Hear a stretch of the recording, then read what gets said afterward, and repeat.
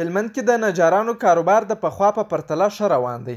هلمند ولایت چې خلک یې د لرګیو څخه جوړ توکي زیات خوښوي، ورسره په څنګ کې د نجارانو یا ترکاڼانو په کاروبار کې د پخوا په پرتله ښه والی راغلی دی.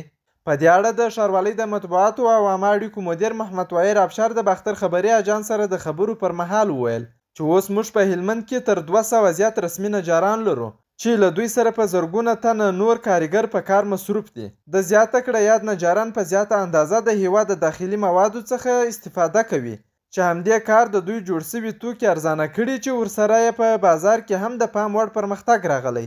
نوموړي زیاته کړه هلمندي نجارانو د دې ولایت اړتیا په بشپړه ډول پوره کړې چې اوس د نورو ولایتونو څخه المارۍ، پلنګونه، میزونه، چوکۍ او داسې نور د لرګیو څخه جوړ توکي هلمند ته نه راوړل کیږي.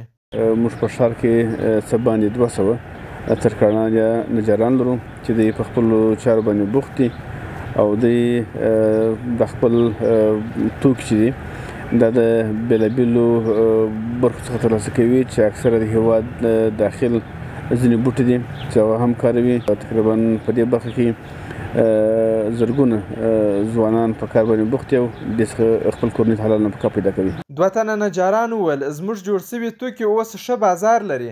موږ له دولت څخه زیات خوښ یو چې زموږ سره همکاري کوي او زموږ توکو ته یې ځانګړی ارزښت ورکړی. دوی د مسؤلینو څخه غوښتنه وکړه چې لا هم همکاري وکړي ترڅو موږ نور بیکاره ځوانان پر کار کړو او توکي مو نورو ولایتونو ته ولېږدول سي. بیکاره شوي نه یو، کار مو مخ ته تللی دی، په کار باندې اخته یو، کشران مو راسره دي، په امنیت کې یو، د خدای سره راضي یو، دی دې نشي ناراضه. شکر دی الحمدلله، بیخي ښه کاروبار دی، موږ خپله کاروبار څخه راضي یو الحمدلله. نسبت د نورو خلکو کاروبارو ته زموږ کاروبار شکر دی الحمدلله ډېر ښه کاروبار دی.